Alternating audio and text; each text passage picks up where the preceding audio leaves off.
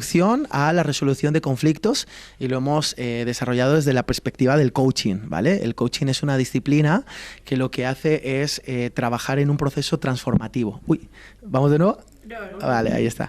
Entonces el coaching es una disciplina que lo que hace es trabajar en un proceso transformativo y le hemos presentado desde esa visión y desde esa expectativa. Vale, hemos trabajado algunos aspectos básicos como por ejemplo el lenguaje, hemos hablado también acerca de la escucha activa, hemos también trabajado las emociones primarias. A muchos de ellos se sorprendían cuando les decíamos que la ira era buena. Y ha sido muy clave y muy determinante eso, ¿no? Entonces, bueno, conceptos básicos y por supuesto también el ciclo del conflicto, que es tan importante. Puede escribir en un correo a fran.quesada@memadridespaña.com, fran.quesada@me.com, y ahí entramos en contacto. Conflictos, y los conflictos se generan a causa de la falta de comunicación asertiva que nosotros no hemos desarrollado. Pero en el día a día, en el día a día, o sea, ¡hey, que tiendas la lavadora! Por ejemplo, o algo ya mucho más profesional, como puede ser nuestro trabajo o la profesión que desarrollemos. ¿En qué cosas estábamos cojos? Estamos cojos en los detalles. Somos poco detallistas a la hora de pedir. Entonces, por ejemplo, tú dices, yo necesito que a lo largo de la mañana, ¿pero en qué hora? Necesito a lo largo de la mañana, ¿en qué hora? ¿Qué tipo de respuesta? ¿Por qué? Porque si, por ejemplo, imagínate, ¿no? Tú tienes la presión, porque yo te dije, es urgente. Ahora mismo esto es urgente, hay que hacer un pedido urgente. Entonces, tú no puedes decirle a lo largo de la mañana. ¿Qué significa para ti la mañana y qué significa para ella la mañana? Porque muchas veces nosotros pensamos que lo que significa para mí la mañana es lo mismo que para ti. Por ejemplo, para mí la mañana es hasta que coma. Y hoy he comido a las 4 de la tarde. Entonces, para mí la mañana es hasta que coma. A lo largo de la mañana, hasta las 4 de la tarde. Otra persona, para él la mañana será las 12 del mediodía. Otra persona será a las 2 porque sale a comer a las 2. Entonces, necesitamos aprender a ser detallistas. Y cuando nosotros somos fieles en los detalles de lo que queremos conseguir, entonces en ese momento podemos comenzar a trabajar definitivamente. En esta etapa serían los actos lingüísticos. ¿Cuánto de detalle le ponemos nosotros a nuestras conversaciones? No estoy hablando de los detalles que no son importantes, ¿vale? Yo en una ocasión con nuestra secretaria le dije, mira, nuestra comunicación tiene que comenzar a cambiar. ¿Por qué? Porque ella me decía, yo le decía, ¿ha llegado el paquete? Y me decía, sí, ha venido una furgoneta blanca con 4 ruedas, la persona que venía vestida de amarillo y ha llegado el paquete. Y digo, perfecto, todo lo demás a mí no me interesaba, te estoy preguntando si ha llegado el paquete. Es decir, a veces le metemos detalles a la situación que no son importantes, no son relevantes, pero hay detalles claves y determinantes como por ejemplo la hora, como por ejemplo la cantidad, todo ese tipo de cosas que hubieran sido muy importantes. Pero no se ejerce demasiada presión al decir a las 12 en punto y decir toda una mañana porque ella tiene que ponerse en contacto con su proveedor. Claro, porque tú lo que hay que no, darle cierto respiro para que pueda hacer bien la gestión. Estoy de acuerdo contigo, pero una cosa, claro, por eso tú puedes decir, bueno, a las 12 en punto, tienes 2 horas, llámame a las 12 a ver cómo está la situación, quiero saber si ya lo has conseguido o no lo has conseguido. Porque a la 1:30 yo tengo que dar una respuesta y yo no puedo esperar a la 1:30 que tú me digas, no lo sé. Es decir, nosotros necesitamos empezar a llenar de detalles todo lo que nosotros estamos trabajando, porque si no lo hacemos... Había frustración, porque se dice, dime, o sea, llámame a las 12 porque yo a la 1:30 tengo que dar una respuesta. Y la otra persona no la llama a las 12, te crea una frustración. Claro, bueno, ahí es donde está. ¿Qué pasa después del pedido? Es que solo estamos está bien, pero solo estamos viendo peticiones. Sigamos con los actos lingüísticos, ¿vale? Nos movemos todo el tiempo. Esto está científicamente comprobado. Todo el tiempo nos movemos en estos 5 actos lingüísticos que estamos mirando. Todo el tiempo en nuestra vida, desde que vamos a la compra, en nuestra relación con nuestro jefe, con las personas con las que trabajamos, en nuestra casa, con nuestros hijos, a la hora de tratar temas tan importantes como lo que van a estudiar. Todo este tipo de cosas son 5 actos lingüísticos. Si nosotros nos volvemos expertos en estos 5 actos lingüísticos, vamos no solo a evitar conflictos, sino también a solucionarlos, ¿vale? Entonces la petición es una, ¿vale? Segundo, la segunda que tenemos aquí es el acuerdo. ¿Cómo hacemos los acuerdos? Entonces, el acuerdo es clave entender lo siguiente. Nosotros tenemos que aprender la palabra compromiso. Y quiero que la anote allí, por favor. Compromiso. ¿Qué significa compromiso? A ver, por allí, ¿quién podrá ser? ¿Quién me va a ayudar? Aquí esta señora que tengo delante. ¿Cómo te llamas? Marisol. Marisol. Venga, defíneme la palabra compromiso según la entiendes tú. tu manera de verlo. Responsabilidad. Vale, y ahora descríbeme la palabra responsabilidad. Hacer con. ¿Hacer? Con. Hacer con alguien. Perfecto. Muy bien, me gusta, perfecto. Buen trabajo. Un aplauso para ella, por favor, que se puso hasta colorada, ¿verdad? ¿Cómo es tu nombre? Ana, te tuteo, ¿vale? Ana, ¿para ti qué es el compromiso? Pues cumplir con tu palabra. Cumplir con tu palabra. Bien, bien. Y tú decías que es así, ¿verdad? Sí, también cumplir el acuerdo que hayas tenido previo. Muy bien. Imagínate que se te imposibilita. Justamente yo hoy venía para acá y una persona con la que tenía que desarrollar un trabajo muy importante ha tenido un accidente. Está embarazada, por cierto. Gracias a Dios, todo perfecto, la llevaron al hospital, el bebé está bien y está en su casa. Y no lo ha podido desarrollar. Ya, pero eso mal es... Fuerza mayor. Eso sería fuerza mayor, ¿no? Porque, claro, si no puede cumplir... ¿Y qué se entiende por fuerza mayor? Imagínate que si mi perro se muere, ¿verdad? Eso es fuerza mayor para mí, pero a lo mejor es fuerza mayor para otros. Es algo contra lo que no puedes luchar, perfecto, pero imagínate que yo entiendo que a lo mejor un animal, pues no es tan importante que se muera, pero si soy un amante de los animales y tengo un perro en casa y lo amo, pues a lo mejor entro en una depresión de caballo, que no sería la última persona que iría a un psicólogo, o la primera porque se ha muerto un animal, que era, en este caso, del nivel de un ser querido para esa persona, ¿verdad? Adelante.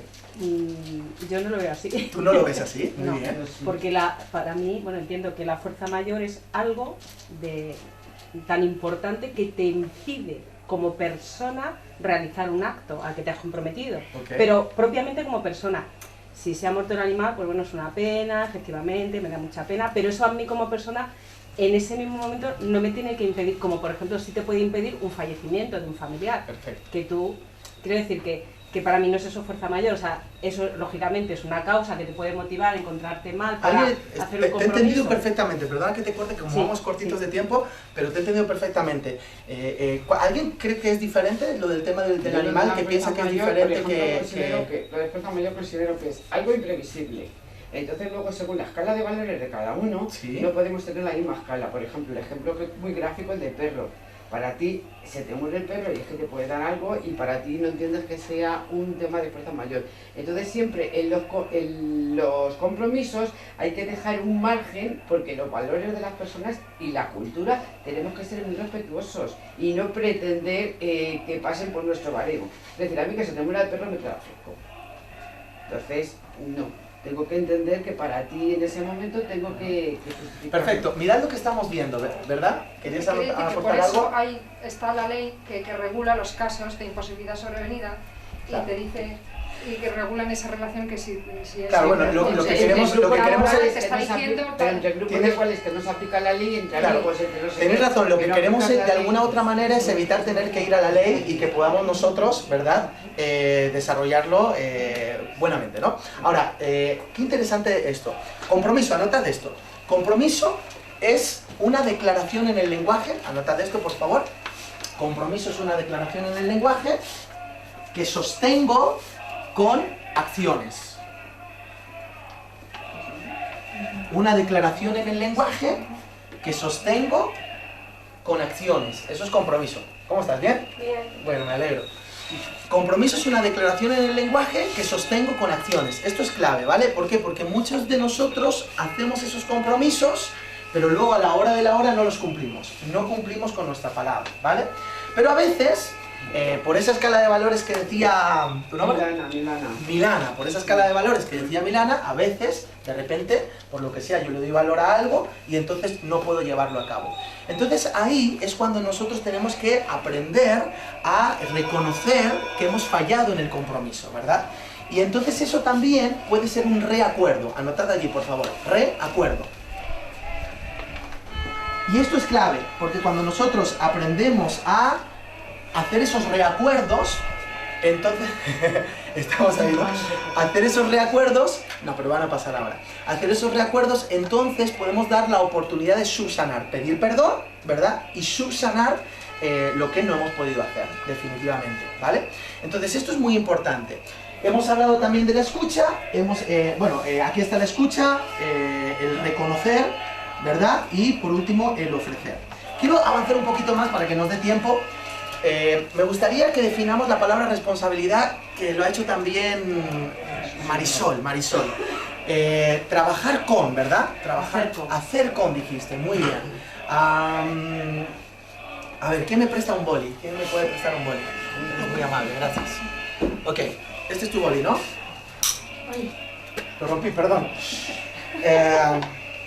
¿De quién es la culpa de que este boli esté roto? Tuya. Mía, Tuya, porque te la he dado. No, tuya, porque... Si no te lo hubiera dado. O mejor dicho, ¿de quién es la responsabilidad de comprar un nuevo boli? Un boli nuevo. Tuya. Tuya. No, de ella, porque se ha quedado sin boli, tú al fin y al cabo te da igual. Ella es la responsable de tener que comprar otro boli. ¿Quién piensa que la responsabilidad es mía que lo he roto? Hombre, Es la yo- culpa es la tuya. No, estoy hablando de responsabilidad. No buscamos culpables, buscamos soluciones siempre, ¿vale? Anotad eso allí, buscamos soluciones y no culpables. Entonces, ¿quién tiene que reponer ese boli? ¿Quién piensa que lo tengo que reponer yo? A ver, levanten la mano, ¿quién piensa que lo tiene que reponer? 1, 2, esto no es democracia, así que tranquilos. 1, 2, 3, 4, 5, 6, 7, vale. ¿Quién piensa que al final no lo tengo que reponer yo y si alguien es responsable de ese boli es mi amiga Reyes? A ver, ¿quién piensa? Aquí. Vale. Anotad por favor. Anotad por favor. Anotad lo siguiente, por favor. Anotad lo siguiente. Responsabilidad es la capacidad o habilidad para responder. ¿Qué es responsabilidad? Capacidad o habilidad para responder. ¿Quién de los que estamos en este lugar tenemos recursos económicos para comprar un boli de esos que son de los chinos, tal cual? ¿Quién tenemos la capacidad y la habilidad de comprar un boli de esos en los chinos? Levante la mano. Todos.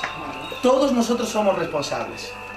Cuando nosotros enseñamos esta distinción en coaching, de repente las empresas empiezan a cambiar. Las familias empiezan a cambiar.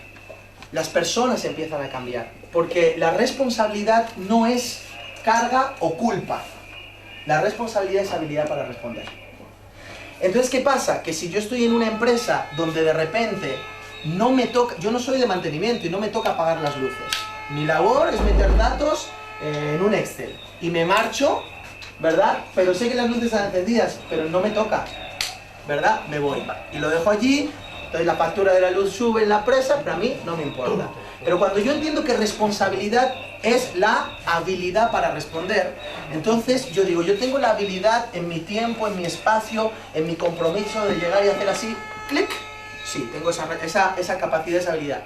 Me voy y entonces la empresa gana, yo gano, mis compañeros ganan. ¿Por qué? Porque al final hay una ley universal que es la ley de la siembra y la cosecha.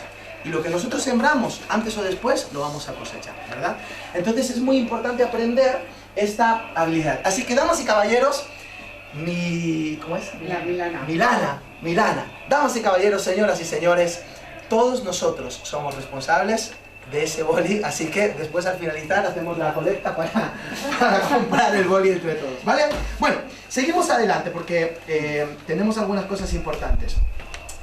Vamos a hablar de 4 claves para crecer en medio de un conflicto, ¿vale? 4 claves para poder crecer en medio de un conflicto. Entendemos lo siguiente, entendemos que el conflicto no tiene que ser usado, estamos en conflicto. O sea, esto no es una cuestión de que vamos a poder huir del conflicto. El conflicto va a existir siempre que haya personas. ¿Ok? Eso es una realidad así de grande, ¿verdad? Pero es importante que entendamos que nosotros podemos usar el conflicto para crecer y ser mejores, manifestar la mejor versión de nosotros mismos, y el conflicto puede ser incluso una herramienta que nos permita avanzar. Podemos usar la herramienta del dolor, la podemos usar para el crecimiento. Y cuando nosotros tenemos una mentalidad de poder crecer en medio de las circunstancias difíciles, eso se llama resiliencia, entonces tenemos la capacidad de poder avanzar y vamos a transformar el dolor, lo vamos a transformar en una victoria, en una herramienta de crecimiento. Esto es clave, porque cuando tú cambias el chip, no es tan fácil, ¿eh? No es tan fácil, es un proceso, una cuestión que hay que trabajar. Como por ejemplo, yo me acuerdo que yo decía, pues sí, merece la pena tener que viajar en avión hasta ahora me voy a Dallas, ¿no? Oh, sí, van a ser 17 horas con escala en Boston, una historia, pero merece la pena, merece la pena. Y me di cuenta que cuando yo estaba diciendo merece la pena, solo con mi lenguaje yo estaba generando un entorno de tristeza. Porque ¿qué es pena? Tristeza, ¿no? Ahora, ¿qué pasa? Que poco a poco he cambiado mi lenguaje y entonces yo me hablo a mí mismo, le hablo al entorno y digo, no digo merece la pena, yo siempre digo merece el esfuerzo, porque yo soy una persona esforzada y valiente. ¿Veis? Entonces, ¿cuál es la clave? Aprender que hay procesos que vamos a tener que empezar a trabajar. Este tipo de cosas aparentemente son, tú dices, uy, pero son absurdas. No, no son absurdas. ¿Por qué? Porque yo me estoy hablando a mí mismo de que no voy a estar triste, pero sí voy a estar esforzado. Y al final terminas esforzándote y cambia. Me ha pasado de llegar anteriormente a conferencias donde llegaba y tenía que bajarme del avión y meterme en una conferencia, pero eso fue un suplicio. Y ahora bajo del avión y me meto en una conferencia y definitivamente la disfruto al máximo porque aparte estoy haciendo lo que me gusta, lo que me apasiona y entras en un nivel diferente. ¿Entendemos eso? Entonces es muy importante poder trabajar esto que estamos hablando. ¿El conflicto qué es? El conflicto... Entonces es un poco que el lenguaje estructura el pensamiento. O sea, es más que... No, no, es más merece la pena sin el esfuerzo. Es más que estructura de pensamiento, ¿vale? Porque como dije antes, somos seres lingüísticos y el lenguaje no solo es estructura de pensamiento, sino que te lleva a entrar en un lenguaje generativo. Nosotros lo que pasa es que no te puedo hablar de todo, ¿no? Pero mira, tenemos lenguajes descriptivos. La gente vive en un lenguaje descriptivo todo el tiempo. ¿Cómo estás? Aquí con dolor,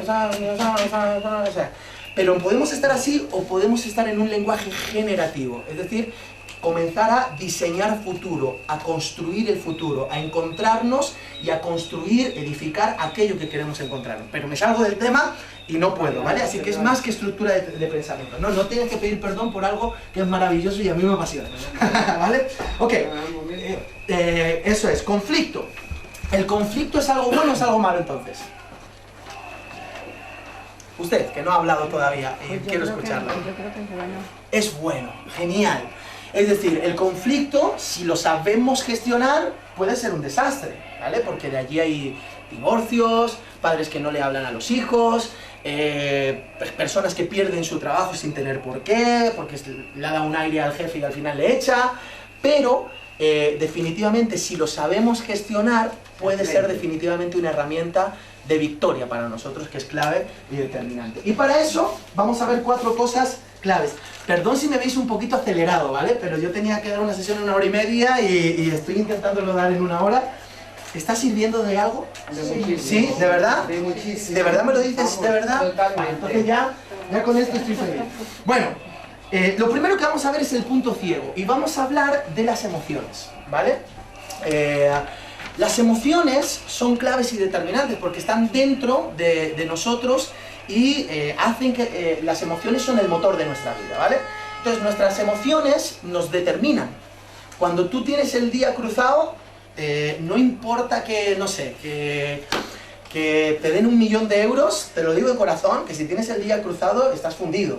Pero si tú tienes alegría cada vez que te levantas y tienes la expectativa de la vida y le echas esperanza al asunto, entonces llega un momento donde tú realmente puedes transformar tu entorno. Ahora, mirad, las emociones son diferentes, ¿verdad? Tenemos, por ejemplo, aquí alegría, ¿verdad? Tenemos ira, las identificamos, ¿no? Ok, a ver, vamos a identificarlo de esta manera. Miradme, por favor, todos, y quiero que me pongáis cara de alegría. Mira, algunos no habían sonreído hasta ahora, pero ya están sonriendo. Dile a la persona que está a tu lado, dile, sonríeme con todos los dientes que tienes y los que te faltan. Vamos. Alegría, vale, ok. Ahora ponerme, ¿cómo estás? Qué alegría verte. Ponerme el emoticono, por favor, de ira. Algunos dicen, yo no sé hacer eso, ¿eh? Yo no sé hacer eso, pero definitivamente todos lo hacemos, porque lo hace mi niño de 2 años y medio, así que todos lo hacemos, ¿vale? ¿No es mala la ira? Bueno, sí, no, vale. Ok, ira, a ver, cara de ira. Ok, cara de ira, cara de Rottweiler es lo mismo, ¿no? Bueno, seguimos, tristeza. Muy bien, pero ahí, además bajaste bien las cejas, muy bien. ¿Qué más? Asco, cara de asco. Esa la pusiste bien. Perfecto. Estoy tomando, perdón. Vale, no. Vale, tenemos esas emociones solo, ¿vale? Escuchadme, estoy dando una pincelada, ¿vale? Me gustaría profundizar mucho más, pero es una pincelada. Veamos estas emociones. A mano alzada, ¿vale? Otra vez. ¿Quién dice que la emoción de la alegría es buena? Que levante la mano quien diga que la emoción de la alegría es buena. Genial. ¿Quién dice que la emoción de la ira es mala? Que levante la mano quien dice que la emoción de la ira es mala. Tú, muy bien. ¿Y quién dice que la emoción de la ira es buena? Y los otros no dicen nada, ¿no? No levantan la mano. No sabe, no contesta. Vale. Bueno, anotar allí, entonces subrayar la ira, que tenemos un poquito de conflicto. A ver si lo solucionamos, esto, ¿vale? ¿Quién dice que la emoción de la tristeza es buena? Solo algunos, oye, tienes poder de convicción, ¿eh? Algunos te siguen allí, otros que sí, más o menos, vale. Bueno, tenemos conflicto, hay conflicto aquí otra vez, vamos a solucionarlo. A ver, vamos a anotar la emoción de la tristeza, vamos a subrayarlo, ¿vale? ¿Y quién dice que la emoción del asco es buena? Solo 2, 3, 4. Todas. Algunos ya. Hay Santi ahí, Santi está diciendo, que quiero, yo también. Muy bien, me gusta eso. La mano por todas. Has levantado la mano por todas. Como eso yo. Es muy interesante. Santi como yo. Bueno, anotar la del asco, por ejemplo, ¿vale? Anotar la del asco allí también. La de la alegría es buena, ¿verdad? Bueno, definitivamente, Santi, un gallifante para ti, porque todas las emociones son buenas. Todas. Y para ti también, Milana. Ah, claro, pues dímelo así, ya ves, ya lo hago así fácil. Milana, bueno. Todas las emociones son buenas, todas en su función primaria, todas las emociones son buenas. Y necesarias, ¿no?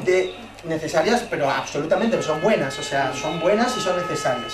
¿Qué pasa? Que todas estas emociones, los que no habéis levantado la mano es porque habéis tenido un conflicto interno, que no lo sabíais, pero lo estabais describiendo como sentimiento. ¿Qué es el sentimiento? El sentimiento es la emoción primaria procesada, ¿por qué? Por la cultura, por la biología, por la historia, por el lenguaje, por el estado espiritual de las personas. Entonces, al final, ¿qué pasa? Que lo que hacemos es procesar. Mirad, por ejemplo, alegría, todos decían que es buena. Claro, porque la emoción de la alegría tiene una función de motor. Es decir, lo que hace es impulsar. Y la emoción de la alegría es maravillosa. Y se ha demostrado, ¿verdad? Que una persona que va alegre a un examen, vamos, o sea, que lo aprueba seguro. Se ha estudiado, pero no, pero lo aprueba, ¿vale? Ahora, sin embargo, la ira, ya tenemos un poquito de conflicto con la ira. ¿Por qué? Porque a lo mejor tenemos algunas imágenes en nosotros que la ira es la típica mano, ¿verdad? Que se pone por encima de la mesa, ¡pum! Porque aquí quien tal soy yo, o de repente esa palmada a alguien dándole un golpe, bueno, ese tipo de cosas. No, la ira no es eso. Ahí estábamos confundiendo con agresividad. Pero claro, la hemos definido como ira y entonces no la queremos. Pero ¿qué es la ira verdaderamente? La ira tiene una función de justicia. ¿Veis? ¿Qué es la ira? La ira es enfado. Es un buen enfado, porque hay enfados que no son buenos, pero es un buen enfado. Es decir, yo paso por la calle, imagínate que veo un poco de violencia de género. En la calle y veo a un hombre que está pegando a una señora. Entonces eso a mí me va a enervar. Eso a mí me va a intranquilizar, por una sencilla razón, porque definitivamente yo quiero que se haga justicia. Pero si yo voy y me pongo a la altura del muchacho y le pego 2 tortazos, pues entonces tengo un problema. ¿Por qué? Porque eso ya es agresividad. Entonces, ¿la ira es buena? La ira es muy buena, porque la ira definitivamente lo que genera en ti es la incomodidad de esa injusticia. Ahora, ¿cómo gestiono esa emoción primaria? Eso es la clave, ¿verdad? Pero no es el tema de hoy, en otra ocasión, si os parece bien, vengo y lo hacemos, ¿vale? La ira.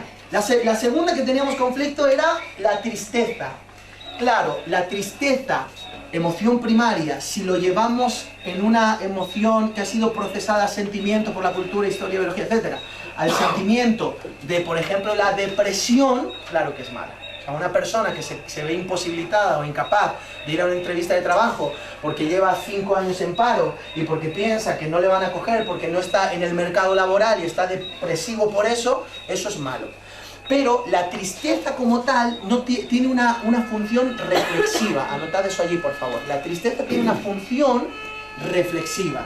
Es maravilloso que el muchacho de 13 años que ha suspendido el examen de matemáticas por no estudiar, se sienta triste. Es genial. ¿Por qué? Porque en esa tristeza reflexionará y dirá, ahí va, lo que yo tengo que hacer en la próxima no es pasarme la última noche estudiando y que al final no doy pie con bola, sino que definitivamente lo que necesito es mínimo 15 días antes o llevar el curso al día, etc. Entonces la tristeza es una emoción primaria buenísima y, como decía Milana, necesaria, ¿vale? ¿Estamos bien con eso? Y por último, ¿cuál era? Uy, el asco. Es maravilloso. Gracias al asco se evitan pandemias en el mundo entero. Porque el asco es una función de protección, ¿vale? De hecho, en donde se ve de una manera más acentuada es en la mujer que está embarazada. Y al final, eso es una función biológica, ¿vale? Y es una emoción biológica, que está definida por una cuestión biológica, endorfinas y todo ese tipo de historias, pero que te permite evitar una pandemia, una intoxicación y ese tipo de cosas, ¿vale? Ahora, si nosotros nos vamos ya del asco a otros niveles, ya de esas personas que no sé, que te dan un beso en el rostro y se limpian porque le dan un beso, pues eso ya es otro tipo de cosas que no son positivas, ¿vale? ¿Qué nos ha pasado? Que definitivamente a lo mejor en nuestro cuadro estábamos mirando algo diferente, pero todas las emociones primarias son buenas. ¿Cuál es el problema? Que si nosotros al final, al sentirnos tristes, decimos, no, yo tengo que estar happy todo el día, happy, cuidado, porque nunca vas a entrar en un proceso de reflexión interno y nunca va a haber cambios en ti. Y si no hay cambios en tu vida, cuidado porque estás muerto. O sea, el mundo está cambiando. En el siglo pasado el mundo cambiaba cada 60 años, después cada 40 años. Hoy la vida está cambiando cada 4 meses. Las personas que hace 10 años estudiaron una carrera y piensan que van a trabajar de esa carrera que estudiaron en los 10 trabajos más importantes y mejor remunerados a nivel mundial, no pueden, no tienen acceso. Porque hace 10 años esos trabajos no existían. Y hablamos de toda esa situación que está emergiendo, por ejemplo, en Silicon Valley con todas estas startups impresionantes, o las redes sociales, no existían. Entonces el mundo está en continuo cambio, y si nosotros no aprendemos a estar en continuo cambio, entonces tenemos un problema muy fuerte. Se nos enseñó en el aprendizaje a aprender cierto tipo de cosas para ciertos dominios, pero cuando nos cambian de dominio, fallamos. Entonces nosotros tenemos que aprender a estar expuestos al cambio y a vivir bajo presión. Y cuando nosotros estamos expuestos todo el tiempo al cambio y vivimos bajo presión y somos buenos en eso, entonces estamos en el ritmo de la vida y no nos venimos para atrás. ¿Se entiende lo que me expreso con claridad? Muy bien, ¿seguimos un poquito para adelante? Vale, a esto le llamamos emociones capacitantes. Emociones capacitantes. Creo que todo lo que estoy hablando son grandes, gracias. Adiós, está todo bien. Gracias por estar con nosotros. A ti por venir, gracias. No sé si nos estamos dando cuenta que todo lo que estoy hablando es genérico, o sea, sirve para cualquiera de nosotros, sea la labor que estemos desarrollando en la vida o no importa, ¿verdad? Hablemos del lenguaje, ¿vale? Hablemos de los estilos de comunicación. Está el estilo agresivo. Y algunos piensan que el estilo agresivo definitivamente va a tener más resultados, porque yo lo digo y soy el jefe, ¿no? O porque yo lo digo porque soy mamá. Mamá te lo dice y papá te lo dice y tú tienes que hacerlo. Lo que pasa es que se ha demostrado a largo tiempo que la gente genera dolor, porque no estamos acostumbrados a que nos maltraten. No queremos sentirnos maltratados. Cuando eso genera dolor en el estilo agresivo, al final la gente en el trabajo o en cualquier área va a hacer lo justo. Porque tiene que hacer lo justo para que le paguen el sueldo, pero va a hacer lo justo. Entonces el estilo agresivo tiene sus falencias, ¿vale? El estilo dictatorial tiene sus falencias. Luego está el estilo pasivo. Bueno, que haga lo que le dé la gana. Total, que él decida. También tiene sus falencias, porque definitivamente si estamos en una posición donde nosotros tenemos que acompañar a la persona en su desarrollo personal, nosotros tenemos una responsabilidad. Entonces, esto no es una cuestión de que la persona salga así como salga, ¿no? A una persona dice, bueno, que mi hijo se críe como sea, como la vida sea. No tiene que ser así, porque entonces puede ser que al final el árbol se tuerza y hay un problema, y nosotros teníamos la responsabilidad, capacidad, habilidad para responder, de poder desarrollar eso. Y por último está el estilo asertivo, donde mis derechos son iguales que los de los otros. En otras palabras, Yo veo a la otra persona, a pesar de su posición, como un igual a mí. Y cuando nosotros aprendemos que la otra persona, no importa si es jefe o no importa si es empleado, no importa si tiene un cargo en una mesa directiva, en una junta directiva mayor que la mía, es una persona como yo, que está desarrollando una función. Y aquí quiero entrar a un puntito sencillo para poder avanzar en lo que seguimos. Estamos en una era o en una época donde le damos valor a las personas por lo que hacen y no por quiénes son. Y quiero que anotes eso, por favor, porque es extraordinario. Y como eso se permea en ti y lo incorpores, o sea, estamos en una era o en una época, como queréis llamarlo, donde le damos más valor a las personas por lo que hacen que por quiénes son. Es que se me ocurre que uno mira está bien eso, ¿no? No, porque entonces tú estás hablando que el resultado es más importante que el ser de la persona. Y nosotros tenemos que aprender que los resultados no definen a la persona, por una sencilla razón. Porque si nosotros trabajamos en el ser, vamos a ser integrales. Pero si trabajamos en el hacer, entonces vamos a ser específicos. Y te voy a explicar situaciones que tengo que, por desgracia, definitivamente, enfrentar como coach. Una persona súper exitosa en su empresa, pero exitosa, pero su familia a punto de destruirse, sus hijos, su esposa. Por una sencilla razón, porque cuando hablo del ser, yo hablo de tus valores, hablo de tus principios, de lo que te define como persona. Cuando hablo del hacer, hablo de un resultado, de algo que hago. Y entonces cuando nosotros solo nos enfocamos en el hacer, vimos a la persona por lo que conocemos en su hacer, entonces tenemos un problema. Si nos medimos por lo que hacemos, tenemos un problema. Si medimos a la gente por lo que hacen, tenemos un problema. Porque el hacer nunca será más importante que el ser, porque el ser es lo que produce el hacer. Entonces cuando nosotros comenzamos a trabajar en el ser de manera integral, entonces empezamos a desarrollar valores como la disciplina, como la integridad, como la honestidad. Mirad, os voy a poner este ejemplo maravilloso. Y eso se basa en la teoría inclusiva, en lo que tú estás diciendo. Pues ni lo sabía, pero después si quieres la discutimos un poquito, porque es genial. Ahora, os voy a poner este ejemplo maravilloso y extraordinario, ¿vale? No lo digo como una crítica, sino que estoy exponiendo algo que creo que tenemos que hacer una acentuación y un énfasis, ¿vale? No es una crítica al sistema, no. Es simplemente un énfasis a algo que me parece que nosotros tenemos que crecer en eso, ¿vale? Mirad, de repente aparece una pareja en un McDonald's, ¿vale? ¿A cuántos les gustan las hamburguesas del McDonald's? A mí solo. Ah, no, bueno, no va. Voy a ir los jóvenes, vale. Ok, McDonald's, ¿vale? Vamos a un McDonald's y cuando entramos en el McDonald's vemos a una pareja que entra en el McDonald's. Piden un combo de estos espectacular y le dan el combo con una bolsita y se van a la mesa para poder comer, ¿vale? Cuando se van a la mesa para poder comer, damas y caballeros, señoras y señores, sabes que se encuentran la recaudación del día. Ahí no está la hamburguesa y 8.000 euros.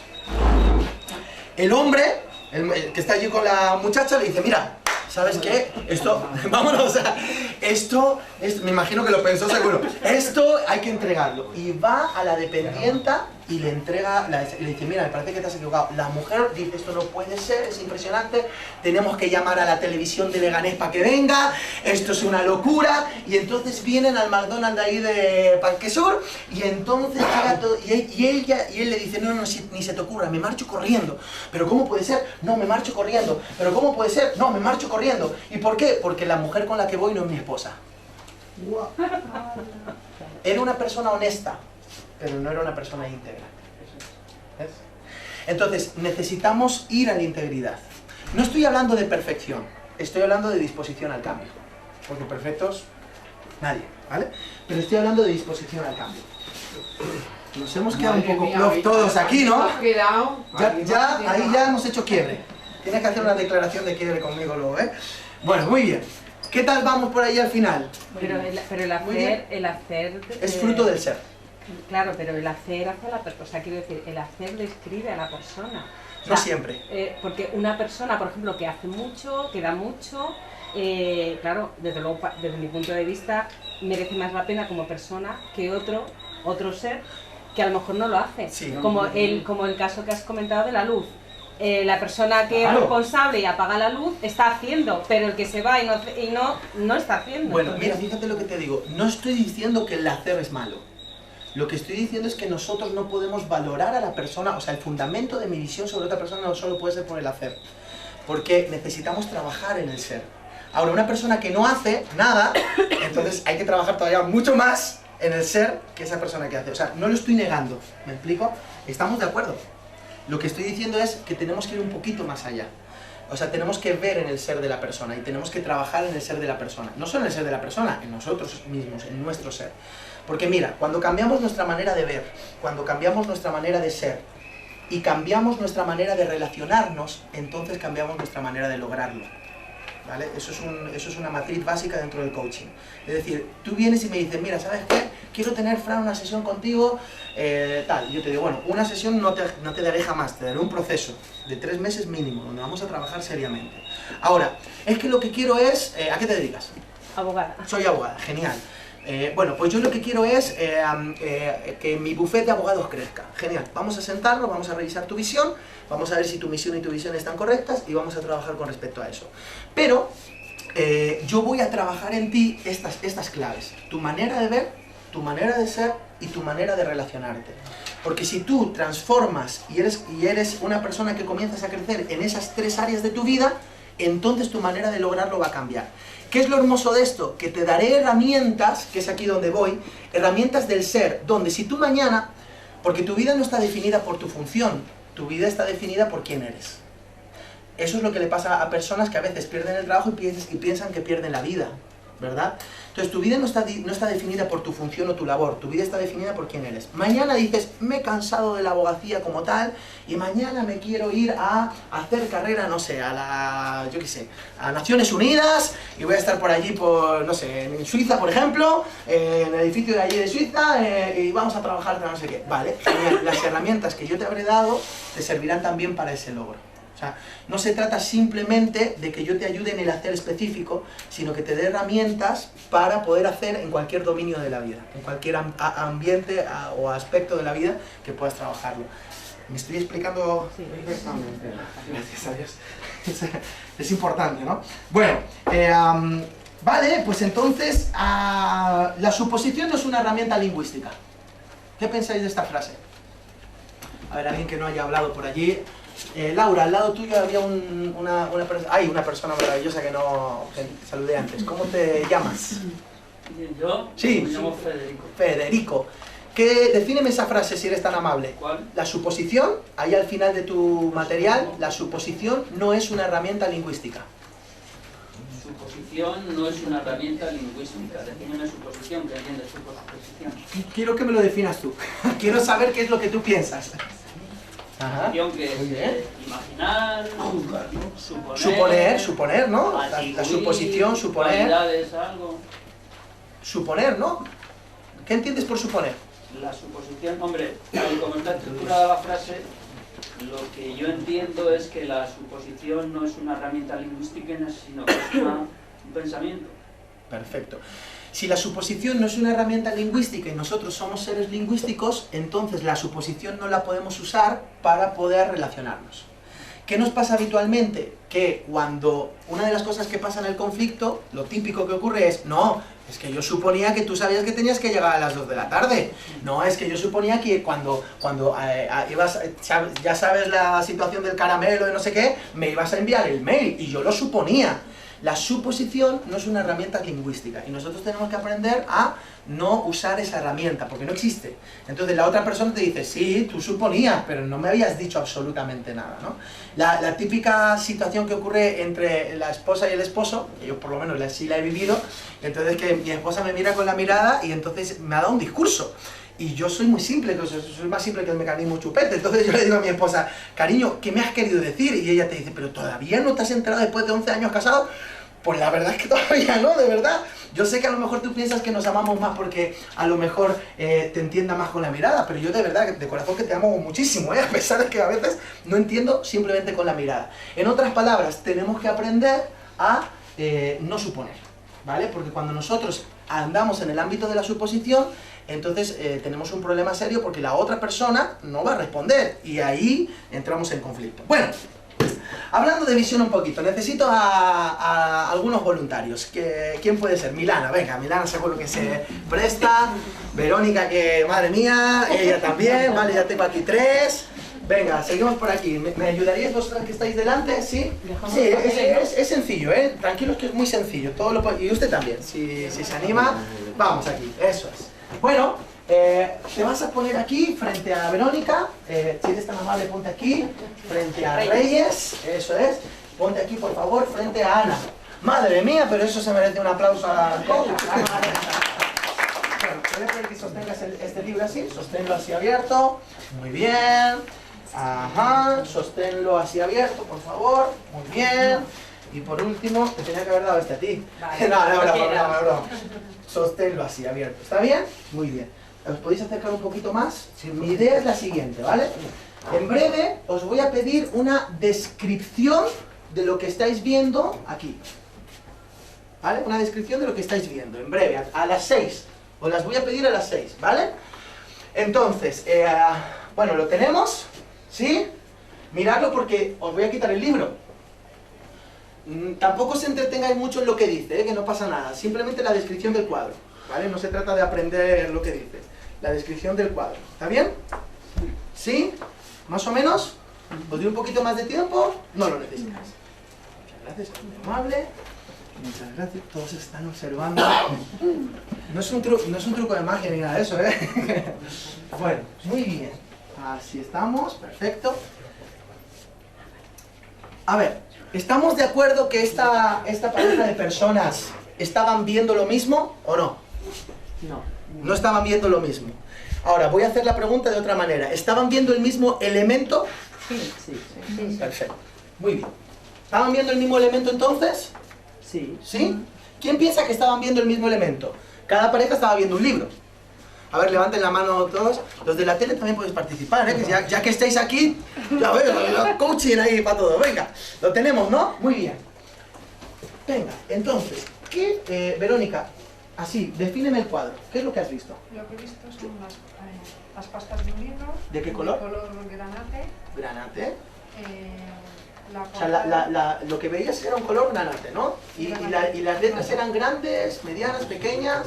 Unas medianas y otras más pequeñas. ¿Y Eran de qué color? Tonos dorados. Ah, de tonos dorados. La primera, la pasta principal, la primera, estaba adornada como con motivos navideños, Ajá. como es el marco. Perfecto. Está muy bien, lo has descrito espectacular. Milán, cuéntame qué has visto tú. ¿De qué color era el fondo? Yo he visto dos páginas unidas por el centro. Sí. Con un borde ¿De qué color era el fondo? Un marco rojo, el fondo era color beige crema. Oh. Era un libro de poemas que era la página 90 y 91. ¿Las letras de qué color eran? Negras. Las letras eran negras. Sí. ¿Estás segura? Porque ella dice que las letras eran de color dorado grandes. Porque era la portada, ella tenía. No, pero la eso pasta. es lo que tú estás, eso ya estás interpretando. No te vayas de la descripción que estás interpretando porque ahí tienes más información. No te vayas de la descripción. Interpretación, no solo Mis descripción. letras eran negras. Eran negras. Las que yo he visto de una- ¿Seguro? Sí, de un tamaño. Pero no eran doradas. ¿Eran negras o eran doradas? Ahora, veamos esto, ¿vale? Sigamos un poquito aquí. ¿Tú qué has visto? El cuadro. El cuadro que has visto. No quiero Vale. interpretaciones, Vale. quiero descripciones. Vale, pues yo Porque la interpretación es, veo a una señora, la interpretación es, veo a una señora rubia y entonces digo, de Holanda. No, eso es una interpretación. La señora es rubia, eso es un hecho. ¿Me explico? ¿Sí? Vale. Muy bien. Ya se ha seguimos. adelantado un poco porque yo iba a describir, mi cuadro es una persona que está leyendo un No, libro solo que le el... estoy sujetando. Claro, perfecto. Es mi cuadro. Está muy bien, pero yo quiero que te fijes en el elemento. El elemento, Único, especial. era un libro rojo, las ¿Rojo? arañas del pescador, sí. Vale. Con digamos, es que ahora no sé explicarte. El La borde, unión, el borde, canto de del color libro. negro Bien. y de un tamaño mediano, de pues un DIN A4 Perfecto. y con letras en negro. Bueno, las letras eran negras, grandes, pequeñas, Era, bueno, pues un tamaño mediano. mediano. Sí. ¿Lo puedes Más describir? más pequeño. ¿Así Así, tú? Bien. así. Muy bien. ¿Cómo era lo que tú veías? Solo el elemento que tú estabas viendo. Un libro con las letras negras, ¿El fondo? beige, ¿Ves? y lo sostenía en unas manos con las uñas pintadas de... Muy bonitas. Bueno, perfecto. Sigue por aquí, por favor. Pues yo he visto un libro abierto con, pues eso, veía la portada y la contraportada de cartón, beige. ¿De qué color era? ¿Veis? Beige, las letras yo creo que eran granates, Rojas, granates, ¿no? por ahí, y luego pues, Grandes, un código pequeñas. de barras veía también. Era un código de barras. Un código de barras, a la izquierda y bueno, pues ya no sé nada. No recuerdo de más, está muy bien. Bueno, pues yo he visto 2 páginas, un libro, 2 páginas, el fondo era blanco, las letras... ¿Fondo blanco? El Era fondo blanco, era de blanco, sí. No era beige, era blanco. Blanco. Vale. Las letras... A ver si es que yo No, sigue bien, tú estás viendo tu descripción. Claro, letras negras y bueno, y que ponía unos conceptos, que por esos conceptos he deducido o intuido los de antes que era un libro de derecho.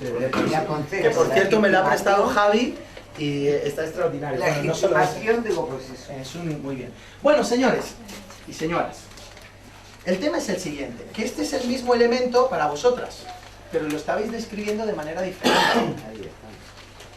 Este era el mismo elemento para vosotras dos y lo estabais describiendo de manera muy diferente. Y en vuestro caso pasaba exactamente igual. Pero era el mismo elemento. ¿Por qué lo estabais describiendo de manera diferente? Sencillo, única y exclusivamente por vuestra posición a la hora de verlo. ¿Qué nos pasa habitualmente? Que nosotros vivimos las cosas desde una posición.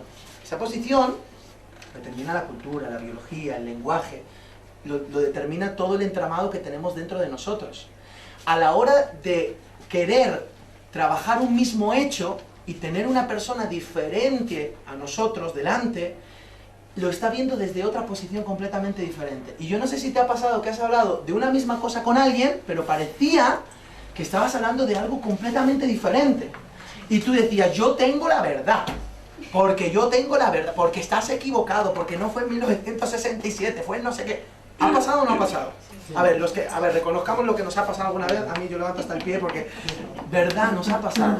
Ahora, ¿qué pasa? Que necesitamos aprender a ponernos empatía, a ponernos en el lugar de la otra persona, pero no solo ponernos en el lugar de la otra persona pensando y diciendo, ay, sí, me pongo en tu lugar, pero yo tengo la verdad.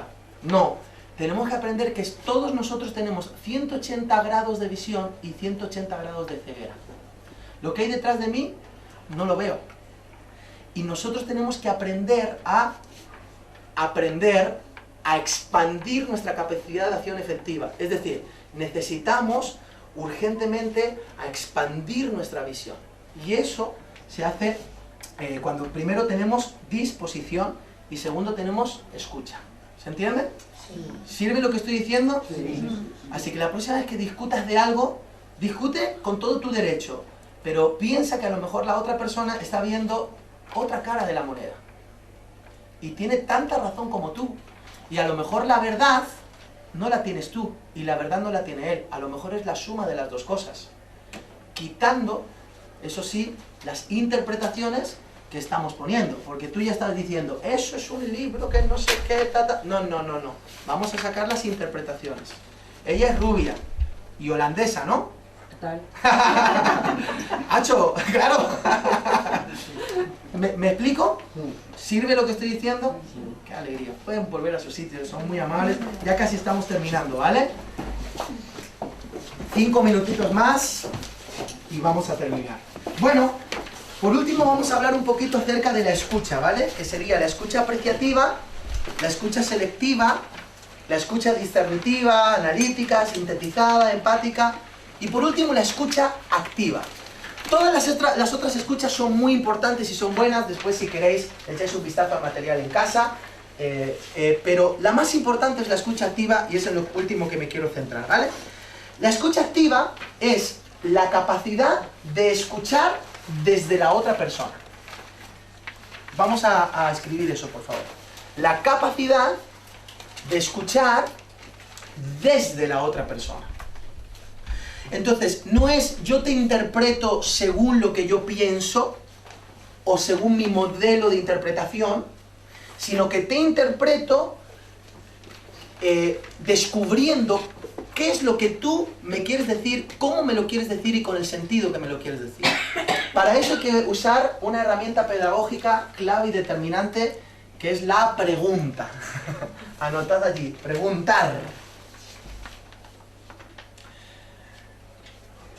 Yo soy un preguntón, pero no en plan de cotilla, o sea, preguntón para querer escuchar desde la otra persona. Y entonces, continuamente pregunto. ¿Y cómo pregunto? Pues pregunto porque realmente quiero saber ¿Qué me estás diciendo? Por ejemplo, me voy a ir de vacaciones a un lugar paradisíaco. Claro, paradisíaco para mí, no sé, puede ser las Islas Caimán, pero a lo mejor para él paradisíaco es la sabana de no sé qué lugar. Entonces yo pregunto, ¿y qué significa para ti paradisíaco? ¿Y me podrías dar detalles acerca de lo que quieres explicarme? ¿Para qué? Para realmente no simplemente interpretar desde mi visión, desde mi estructura mental, sino interpretar desde lo que esa persona me quiere decir. Y esto es clave y determinante, porque cuando nosotros aprendemos a preguntar, pero a preguntar concienzudamente, a preguntar con interés, a preguntar con empatía, entonces vamos a descubrir cosas que no estaban en nosotros y nos van a permitir escuchar correctamente. Entonces, mirad qué interesante, ¿no? Parece una paradoja. La escucha hablando, ¿no? Pero es así. ¿Cómo? Con la pregunta. Todo el tiempo preguntando. Esa es la clave, ¿vale? Y por último, y final ya, ¿qué es el objetivo que prima en el conflicto? ¿Cuál es? O sea, podemos decir, el conflicto que nos deje algo. Si nos deja algo, lo más importante del conflicto es la solución. ¿Quién piensa que lo más importante del conflicto es la solución? Que levante la mano. Algunos no la levantan por si acaso. Tiene gato encerrado esto. El acuerdo, muy bien. La solución. El proceso, muy bien. La interactuación. La interactuación, muy bien. Mira, ya estábamos solo, cualquiera de nosotros me habíamos dicho de una solución, pero ya estamos viendo cierto tipo de cosas. Me gustaría que anotáramos todo lo que estamos diciendo, que es muy importante. Número 1, la solución. Número 2, la interactuación.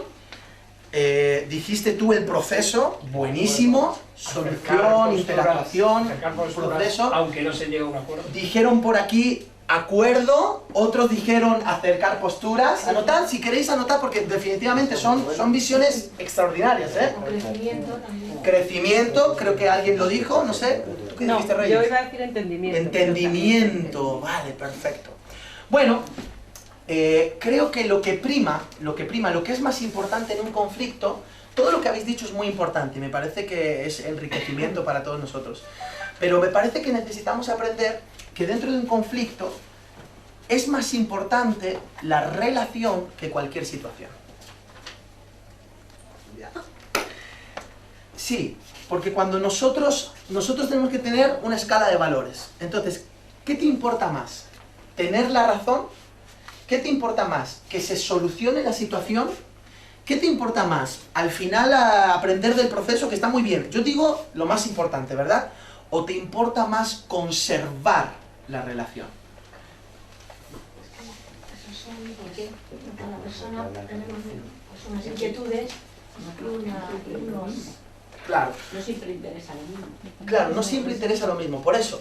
Pero nosotros tenemos que ponernos en el nivel, ¿verdad? De qué es lo que queremos. ¿Por qué? Porque muchas veces nosotros donde entramos en este tipo de situaciones es que muchas veces rompemos relaciones muy importantes, determinantes para nuestras vidas, donde lo que al final hacemos es simplemente la rompí, se ha destruido, esto no sirve para nada, por una absurdez que yo personalmente, si yo vas a ver que era una cuestión de 20 euros, los pongo de mi bolsillo sin ningún tipo de problema y sigo hacia adelante.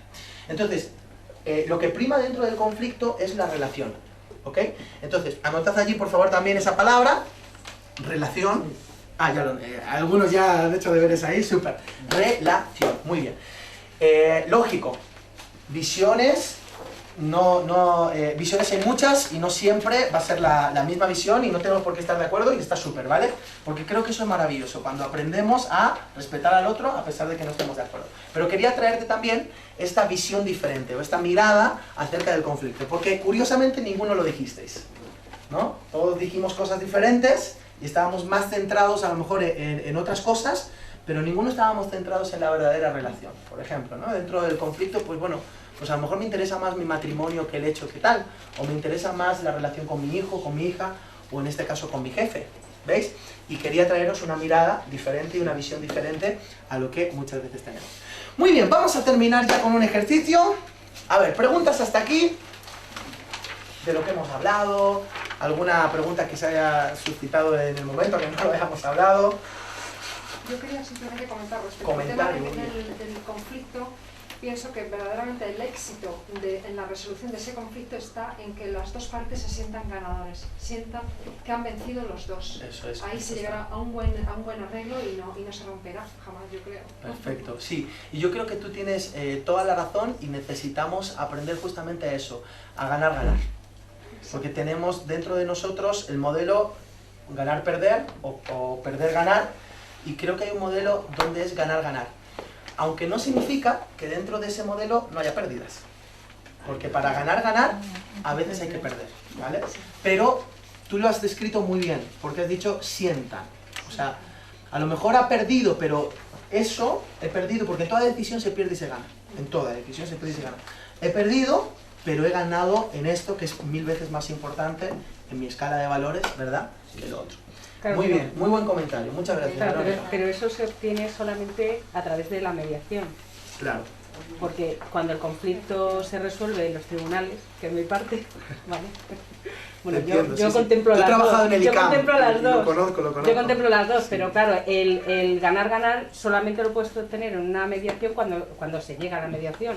Porque la otra es ganar, perder, claro. La judicial. Creo que no, claro, y te entiendo. Y creo que nos interesa, aunque sé que te estoy dando poco trabajo, pero nos interesa el ganar definitivamente, ¿no? Y por eso, pues lógicamente, en el propio Colegio de Abogados, pues está el Departamento de Mediación y está muy bien. De hecho, ahora estaremos en el Concepción Arenal dando a los docentes algunas herramientas para la mediación infantil, ¿no? Que eso es uno de los proyectos que me apasionan aquí en Leganés, pero exageradamente, porque si en alguien hay que invertir es en las nuevas generaciones. Estoy así como que súper emocionado con eso, porque pues trabajar otro tipo de cosas te enriquece, pero con los docentes eso ya es otro cantar, ¿no? En mi pueblo decían que siempre era mejor un mal acuerdo que un buen pleito. Era mejor un mal acuerdo que un buen pleito. Bueno, muy bien. El refranario popular, al final, tiene muchos tesoros escondidos.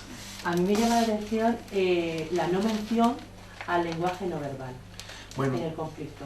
Claro, tienes razón. Por ejemplo, la escucha activa. Escucho desde el otro, pero teniendo diferente perspectiva, te hace llegar a un sitio u otro el lenguaje no verbal que tú expongas. Tal cual. Y tienes razón, y es otro punto que tendría que estar ahí, pero no solo ese otro punto, sino que tendríamos que... Pero no la... Sí, el tema es que fíjate, ya tendríamos que haber terminado hace 5 minutos y no es eso, pero tienes razón, es otra de las cosas, ¿vale? Como dije, simplemente he querido dar una pincelada, sería trabajar muchísimo más, ¿vale? Y normalmente se trabajan los conflictos, como digo, procesos mínimos de 3 meses, de verdad, para poder incorporar ciertas habilidades. Bueno, pues lo último ya para finalizar... y es que le digas a mí me gustaría que hagamos parejas de 2 en 2, estamos así sentaditos, ¿estamos bien? Mira, genial, 2, 2, 2, 2, 2, 2, y ahora quiero que le digas una palabra bonita de cómo está la persona, tírale un piropo, sin temor, a la persona que está a tu lado, sí, sin temor. Muy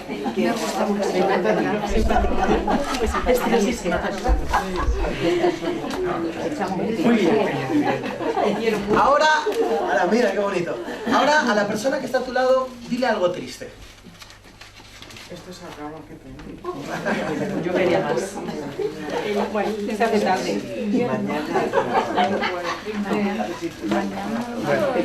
Ahora, mirad qué interesante. Este ejercicio es un ejercicio que se hace, por supuesto, de otra manera, pero solo quería dar la pincelada también. Todas las emociones son intervenibles. Todas las emociones son intervenibles. ¿Vale? Yo ahora me pongo a hablar de comida y vamos a salivar todos. Yo ahora empiezo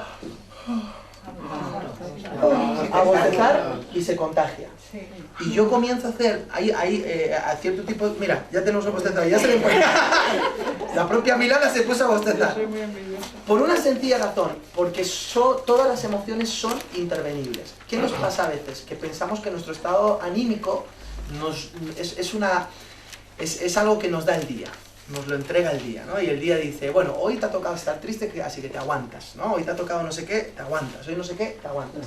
Y no, todas las emociones son intervenibles. ¿Por qué? Porque definitivamente nosotros tenemos que empezar a tener control de quiénes somos y cómo nos desarrollamos. Hay personas a las que las emociones los tienen. Es que yo soy así, y digo las cosas como las siento.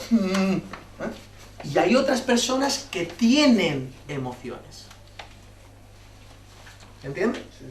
Entonces, es muy importante entender también que dentro, justamente, de la resolución del conflicto, otro de los puntos más, ya que mencionaste el lenguaje no verbal, es justamente nuestro mundo emocional. ¿Cómo gestionar el mundo emocional en medio de un conflicto? Porque hay días donde tú quieres tirarle de los pelos y si por ti fuera... ¿Te pondría? ¿Sí o no? Pero ¿cómo lo haces? ¿Cómo intervenir las emociones? ¿Vale? Pero es algo que también hay que trabajar dentro del conflicto, entre otras cosas, ¿vale?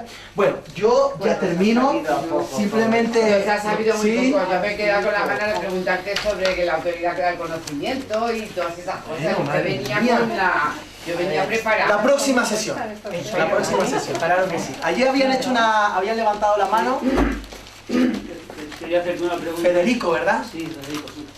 Primero felicitarte porque eres un excelente orador. Pues, gracias. No lo creo de mí, pero gracias. Has conseguido que proyectara un acto en el que yo asistí 5 años antes de que tú nacieras. ¡Wow! Buscando trabajo, Editorial Salvat. Impresionante. Donde había un orador como tú.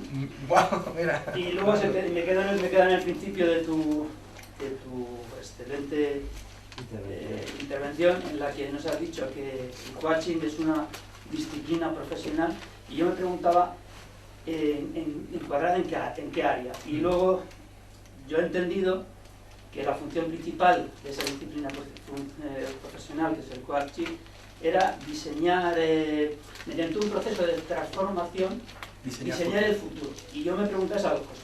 ¿Dónde está encuadrado el coaching? Y ese futuro, ¿qué futuro es? El mío, el tuyo, bien, el que pide la sociedad, el que nos aconseja el marketing social, genial, la psicología, la sociología.